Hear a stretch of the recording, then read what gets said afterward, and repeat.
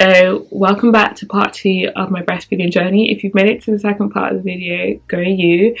I'm just sharing this to help others and so that people know that breastfeeding sometimes isn't always easy, but in my opinion it's worth it, and once you get into the flow and swing of things it is easier. So after I saw the infant feeding specialist, basically she suggested different positions and things that I could do, but I also find that a bit stressful because she would come, and this is not no one's fault, it's just how it worked. Like, she would come at a time where the baby had just fed, and then she was trying to get her to latch on my breast, but she wasn't hungry, so she wouldn't latch in a good way, because I noticed that when she was really hungry she would latch better than if you just basically forcing her to feed. And the idea of forcing my baby to feed just doesn't sit well with me. So I basically had to accept the help when she was there, but I feel like it wasn't timely, I should say. I'm grateful for the help and she was a very nice lady, but I would say, yeah, that wasn't in a timely manner, as in it wasn't good for the timing of the baby. However, babies just do what the hell they want, so whatever. So she came, and all along when she was coming I was thinking, does my baby have a tongue tie? Because I was in this group for mothers who had babies in May, and a lot of women were saying that their babies had tongue tie and it was missed at birth. And they do a top to tail check when the baby is first born. It's called the nippy or something like that, nippy, and they said she didn't have a tongue tie. So then I looked up tongue tie naturally, as mothers do in general.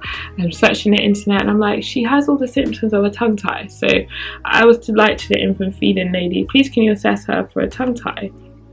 She assessed her for a tongue tie and she was like, yeah, I think she has a posterior tongue tie. So we got a referral. She did not have a tongue tie. So I was like, I feel like we're just back at square one. What's happening here? We also had her weighed, because that's obviously how they check that they're gaining weight. So we had her weighed and she hadn't gained that much. So then they were like, well, you need to have her weighed every month now. So that added on top of the pressure, like, of breastfeeding. They were saying that she wasn't gaining as much weight as she should.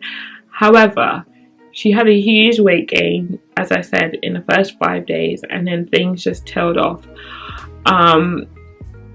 And so I was like, I didn't really know what to think. I was like, how am I doing enough? Am I feeding her enough? Am I doing the right thing? And we're still continuing to get her weighed now. She's actually being weighed next week.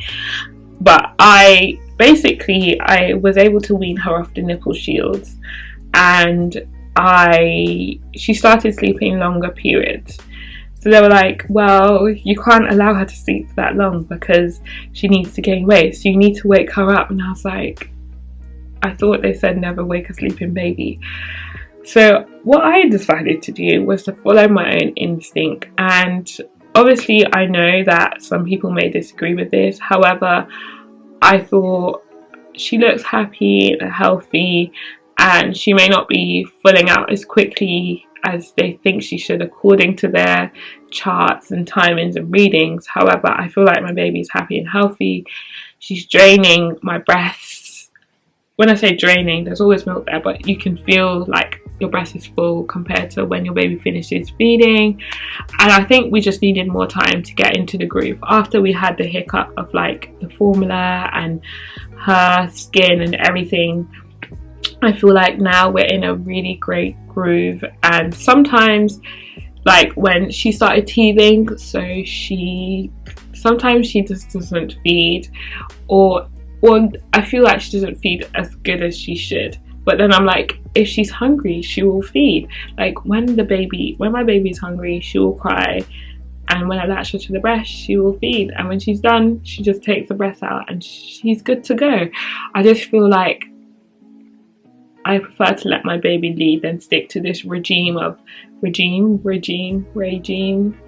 know how you pronounce it, than to stick to this routine. She has to feed every 3 hours, she has to do this, she has to do that, because then that was putting me under lots and lots of stress, and I felt like it wasn't good for either of us. So I'm just saying this to say that obviously professionals are professionals, but no one's there in the night when it's just you and your baby bonding, you and your baby are feeding, or the baby's feeding. So I feel like mums know best. Like, you know best how to nourish your baby, how to take care of your baby, what's best. And right now she's teething, so that's also, there's many things that affect your baby's weight gain and feeding, and I just feel like they have lots of boxes to tick. Again, I'm grateful that I had all the help that I had. However, they have lots of boxes to tick. And when those boxes aren't ticked, they start to panic, and then they make you panic. And especially as a first-time mum, it's really, really hard. However, I would say if you're breastfeeding and you want to continue, just stick through it. It is really, here she comes, it's really, really hard at first, but once you get into the groove, once you learn your baby and you learn your body, then things do get easier. It gets easier, and I didn't believe it when people said that to me, but it gets easier. Just hold that into your head. When things are hard, just say to yourself it gets easier. And also, if you are having a bad day, don't quit. Just pull it back, maybe give the baby a bottle of express milk, let someone else do it, and have a break, and then restart again in a few hours or the next day or whenever is best for you. But I'm happy that I'm still breastfeeding, and I don't have any plans on stopping anytime soon, because I just love the satisfaction that she has when she finishes drinking. She makes lots of funny noises and she's just so happy, and I love that I can provide her with the nourishment that she needs to keep growing and developing. So yeah, that is my breastfeeding journey so far. It's been super duper hard but rewarding as I see her grow and develop and make lots of noises, and just, yeah, it's amazing, and it's such an amazing bond. Even though sometimes it can be extremely exhausting, it is amazing. So I'm just here to encourage you to continue and never quit on a bad day. I hope you enjoyed this video, and I'm sorry that the first part was so long, but I just wanted to make sure that I was as detailed as possible, just to let you know that sometimes there's lots of ups and downs with breastfeeding, but it's worth it personally, in my opinion. So yeah, thank you for watching, and I'll see you in my next video. Bye.